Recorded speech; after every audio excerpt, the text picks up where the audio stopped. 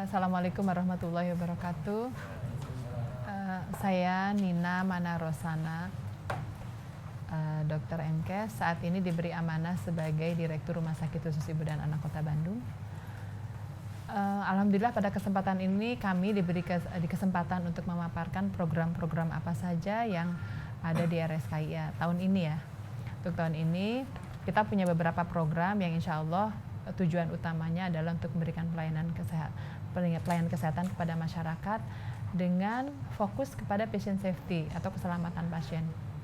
Untuk hal itu ada beberapa program yang kami lakukan. Yang pertama adalah program peningkatan kapasitas sumber daya aparatur. Program peningkatan kapasitas aparatur ini ada beberapa kegiatan utama yang kita lakukan. Yang pertama adalah in-house training pencegahan penanganan bencana kebakaran. Kenapa ini menjadi salah satu fokus kita? Karena kita tahu bencana kebakaran di Kota Bandung merupakan bencana yang tidak pernah yang sulit dielakkan gitu. Hampir tiap hari dinas kebakaran sibuk dengan pemadaman kebakaran. Dan bencana ini bisa saja terjadi di rumah sakit. Oleh karena itulah kami menganggap keterampilan petugas dalam menangani bencana kebakaran itu wajib dimiliki. Oleh karena itu setiap tahun kita adakan pelatihan itu baik di dalam ruangan maupun di luar ruangan. Dan baru-baru ini kami baru saja menyelenggarakan simulasi penanganan bencana kebakaran. Kemudian yang kedua adalah untuk peningkatan patient safety, kami meningkatkan kemampuan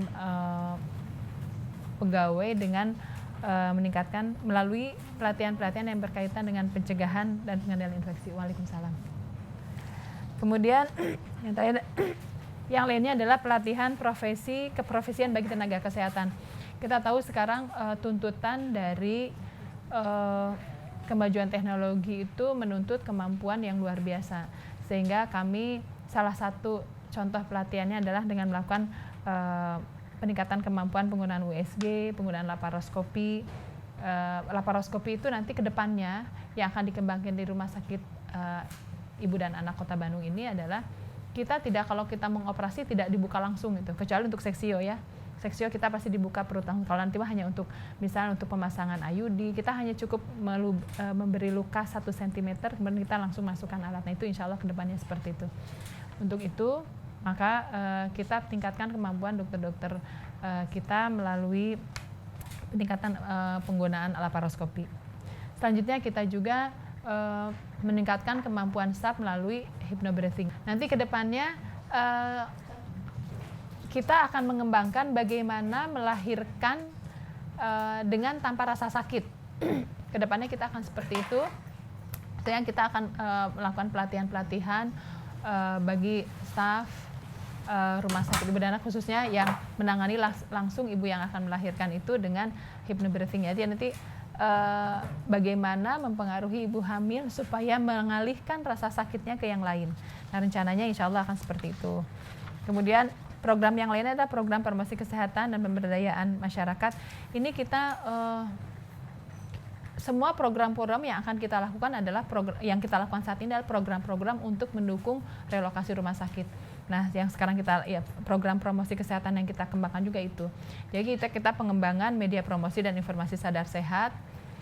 Itu sebetulnya diawali dari tahun-tahun kemarin, tapi mungkin kita lebih fokus sekarang lebih banyak lagi.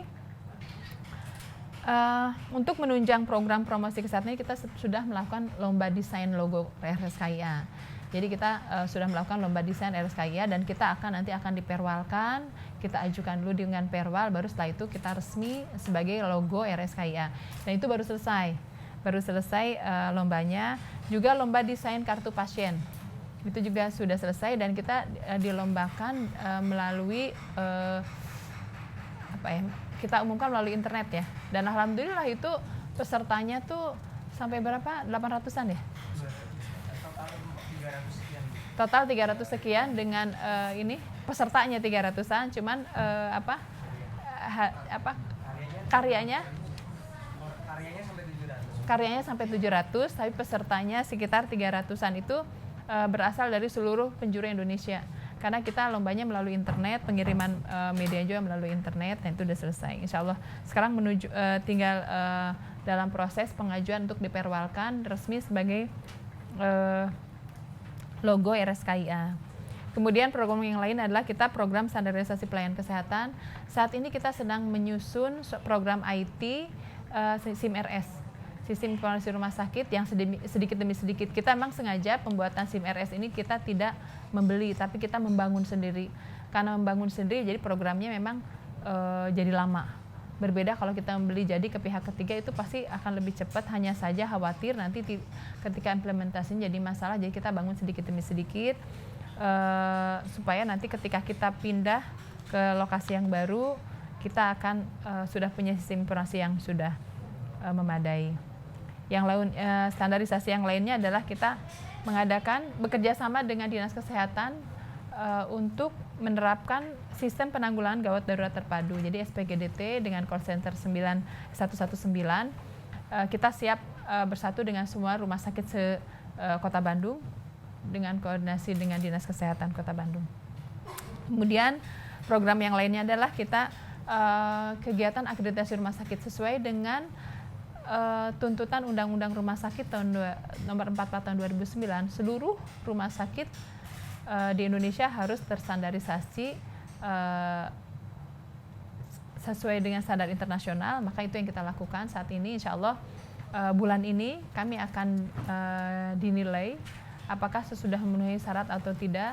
Kita akan ada survei akreditasi sekitar tanggal 17, 18, 19, 3 hari berturut, dan itu oleh KARS, Komisi Akreditasi Rumah Sakit, Komisi Akreditasi Rumah Sakit dengan akreditasi dengan sistem versi 2012. Nah, ini persiapannya udah 2 tahun lebih, karena ternyata untuk diakreditasi itu untuk bentuk ruangan, bentuk luas ruangan itu betul-betul sudah standarisasi. Rumah sakit yang standarisasi KARS memang ternyata tidak bisa rumah sakit yang asal-asalan, karena memang itu standar ruangannya, colokan, segala macam itu harus sudah dihitung betul. Mudah-mudahan kita nanti bisa lulus, meskipun memang agak sulit kita memenuhi standar karena keterbatasan lahan yang ada di kita saat ini. Program yang lainnya adalah program peningkatan sarana prasarana rumah sakit. Nah, ini mungkin sebetulnya di fokus kita utama sekarang tuh kita persiapan SDM, kita persiapan sistem informasi rumah sakit, kita persiapkan program promosi kesehatan. Ini adalah nanti akan menuju ke relokasi. Nah, program peningkatan sarana prasarana rumah sakit yang ada nanti ini kita fokuskan untuk relokasi rumah sakit yang baru. Karena sesuai dengan program wali kota, ketika diangkat menjadi wali kota, beliau berjanji akan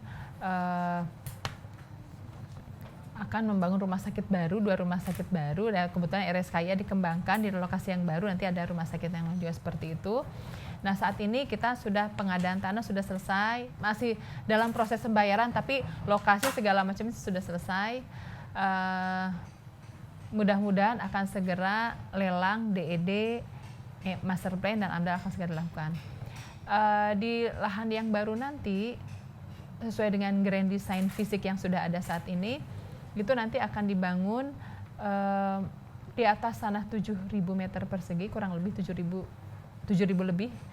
Itu akan dibangun bangunan sekitar 20.000 meter persegi yang akan memenuhi sesuai dengan standar rumah sakit tipe B pendidikan, rumah sakit khusus ibu dan anak tipe B pendidikan. Nanti rencananya kita akan ke arah sana.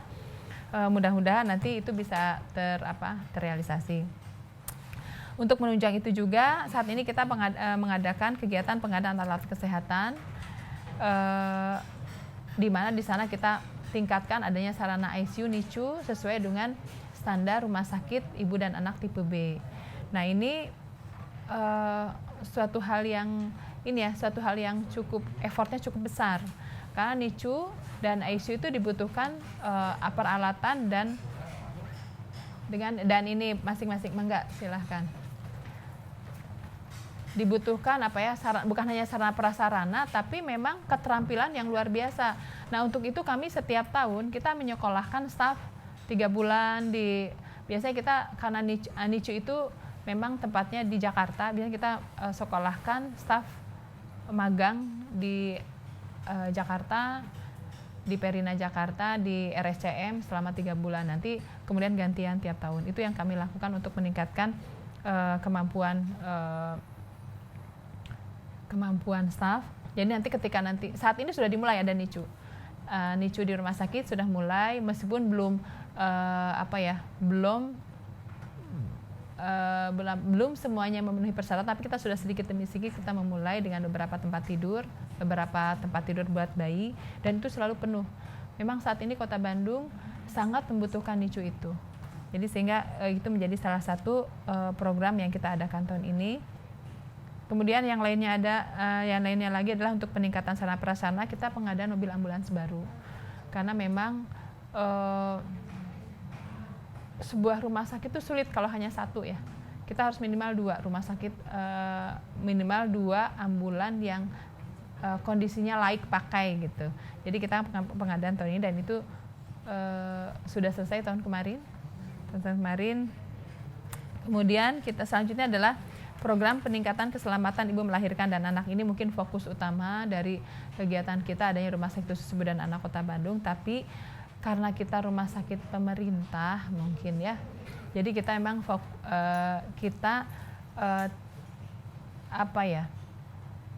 sebagai rumah sakit yang bersubsidi, memang kami memberikan perhatian lebih kepada ibu-ibu yang membutuhkan pertolongan pemeriksaan selama kehamilan dan persalinan, terutama bagi masyarakat tidak mampu. Kenapa sekarang fokusnya kepada masyarakat tidak mampu? Karena keterbatasan lahan kita gitu. Keterbatasan fasilitas yang ada di kita ini, memang kita harus memilah. Apakah kita fokus ke pasar yang mana? Apakah pasar menengah ke atas atau menengah ke bawah? Karena saat ini keterbatasan lahan yang sarana prasarana yang ada di kita fokuskan kepada masyarakat menengah ke bawah. Insya Allah nanti di lokasi yang baru kita akan lebih merata. Jadi ada mulai dari menengah ke atas sampai menengah ke bawah, insya Allah akan kita layani di lahan yang baru itu. Mungkin itu yang bisa saya sampaikan tentang program-program yang saat ini kami kembangkan di rumah sakit.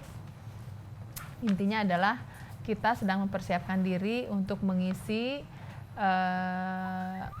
rumah sakit nanti yang baru, rumah sakit dengan relokasi rumah sakit yang baru dengan standar internasional. Oh, berarti kalau sampai sekarang masih belum ditentukan ya berapa-berapanya? Kemarin hasil hitungan dari para konsultan tuh minimal 200, antara 200 sampai 300, tapi kita kan harus melihat KLB, KDB dan sebagainya. Kalau untuk rumah sakit tipe B sendiri, kalau itu berapa? RSKIA tipe B itu sebetulnya di atas 50 itu sudah bisa.